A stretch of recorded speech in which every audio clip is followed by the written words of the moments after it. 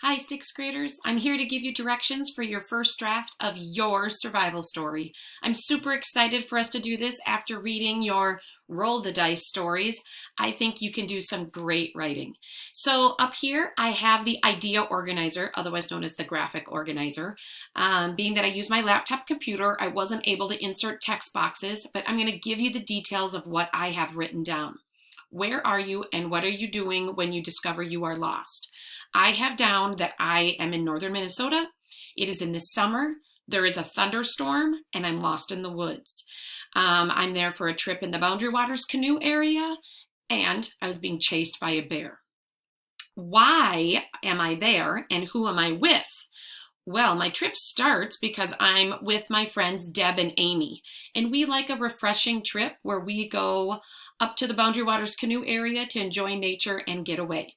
Starts refreshing, and then we find out later it's a survival trip. So the 4 items that I have picked from my gear list and how they will help me survive for 5 days before being rescued.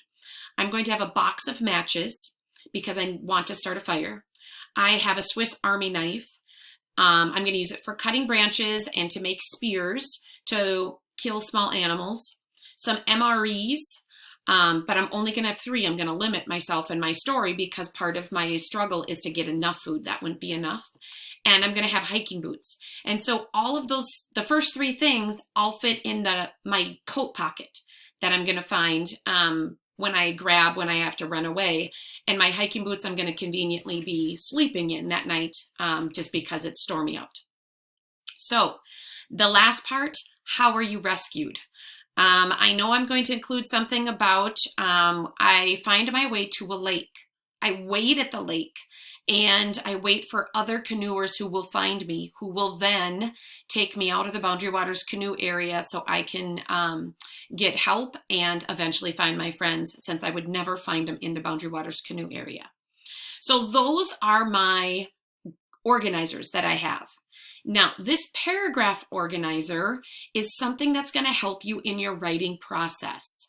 So each of these lines tell us a paragraph that you need to write in a notebook. And if you notice, see how I put X's by lines because, oops, wrong way. Let me put it this way. I have X's by lines because I want you to skip every other line. So for the first paragraph, it says introduction. It might be fun to start your story out with the discovery that you are lost. This is entirely up to you, but make your introduction interesting and exciting. Well, that got me thinking. Earlier when we did the expository writing, we had different ways of starting, different hooks. Here is a resource that can help us, a way to hook our reader at the beginning. And so I actually wrote down 5 different hooks, actually 6, because I have one more that I'm going to add to it. And so you listen and decide which one you think you like.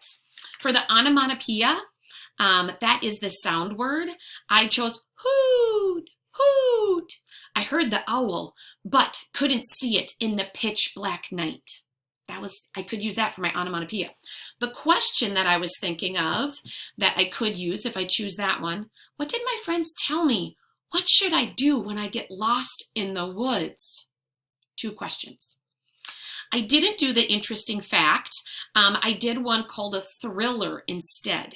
So my thriller goes, until last summer, I never really knew fear.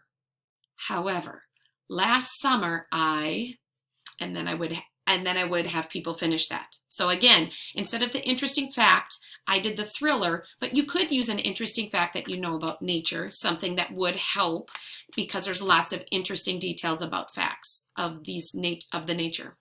My description, well, my description, I would probably work on a little bit. It's not one of my favorites, but I tried it. Some would say this is beautiful. Trees everywhere, animals scurrying, and a cool breeze. But during the dark night with no moon and no stars, it isn't beautiful. It's overwhelming. So I kind of use that as my description. And then the quotation one, the last one is actually my favorite. That's the one I probably would start my story with. And it's quotations. Deb, Amy, help, all with exclamation marks.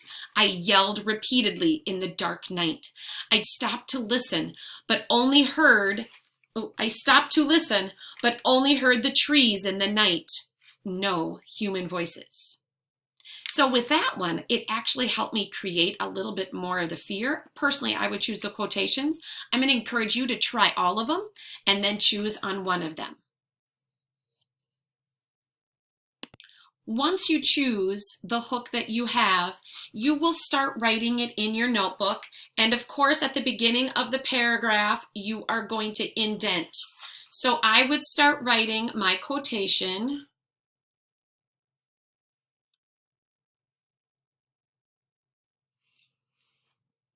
Since I have been writing my quotation in the way that I'm going to start it in my notebook, and I finish my first sentence, I know one sentence isn't enough. I have to give 2 more short sentences that go along with it so I can have my first paragraph. Short sentences that describe what's going on and me being lost. It is not telling me the beginning of the story yet. So that is just the first paragraph with the description of me being lost in the woods. Now, going back to the second paragraph right here, second paragraph.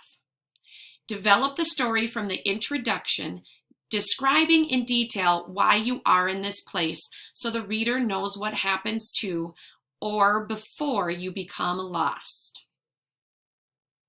The sentence I would use in my second paragraph to connect what is going on in my story and actually start it at the beginning is, my trip with my 2 good friends started 2 days ago. And then I would continue with the details of what we did, where we are, and what our plan is for the trip. In the second paragraph, you could have 3, at least 3, maybe up to 5 sentences. This is not the problem or getting into how I'm lost. It's just the details of my friends and the beginning of the story. Now, when I'm done, paragraph 3, make sure you indent again. Paragraph 3, indent. The directions say, explain how and why you became lost. Elaborate so the reader clearly gets a picture of what happens that puts you in this scary situation. So, paragraph 3. If I'm going to describe how I get lost, I'm going to start like this. The thunderstorm was so loud on our second night, we did not hear the aggressive black bear enter our campsite. We didn't hear him till his claws ripped through our tent. Notice I'm turning pages and I have this one already. I continue on. I grabbed my raincoat and I urgently escaped out the side of the tent. I ran and ran till I couldn't breathe. I would continue on in my paragraph describing how I was alone and my friends weren't with me and I couldn't find my friends. This shows the first problem I have of being separated from my group, separated from my supplies, except for the things I have in my coat pockets, right? Everything fit in my coat pockets. And so I would then start working with that for the 4th paragraph. The 4th paragraph says, let me see if I can roll this up a little bit. 4th paragraph. What do you do to survive for the 5 days that you are lost? Give lots of interesting details. Some hints might be that it is cold, rainy, you encountered wild animals, you fall, etc. Be graphic about what you do and what happens. So one of the reasons I chose matches is because I need fire. I want fire. And fire's not always easy to come by. So you can't just say, well, I started a fire unless you have that in your supply kit or unless you find the rocks. Food was important to me. My MREs, which were in my pocket, but I only have 3 of them, so I have to find other food. That's not enough, right? Water is important. Water is important, so I have to find a way to gather water, but during a storm, I could possibly find some leaves or indentation of something that would have fresh water in it. I know shelter is important, right? Although I am going to be moving because I'm going to try to find my way out. So my shelter, I can use my Swiss Army knife. So that can help me build a shelter so I'm not out in the thunderstorm, but the weather will change for me. And then I'm going to make note of how important and thankful I am that I have my hiking boots on, that I had by chance left them on that night because I wouldn't want to injure my feet, but I could injure myself other ways, right? I could have mosquitoes that bother me. I could fall down a rocky cliff. I could get scratched by a tree and possibly get infected. There's all kinds of things that can happen that we know that we've talked about over this last week. So paragraph 4, there's a lot of details.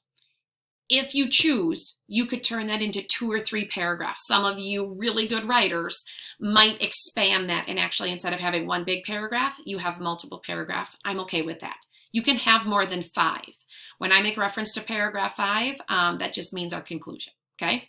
So that paragraph 4, or the extended ones, be very graphic, be very specific about what went wrong and what you have that is going to help you survive. The 5th paragraph, or your last paragraph, is your conclusion. By whom and how are you rescued? My final paragraph, or the conclusion, I indented, and I noticed it really took up. This is now my 3rd page that I'm writing on. This is going to be lots of pages. I do have big handwriting, so you might want to keep it small. Otherwise, it's going to be lots of pages in your notebook, but that's okay. So my conclusion is, I was so relieved when I made it to a lake. I don't know what lake it was, but I was praying it was a lake with canoers that come through daily. I basked in the warm sun and gathered wild raspberries while I waited and waited. Not till mid-afternoon did I finally see a canoe on the lake. I yelled and screamed till I became lightheaded.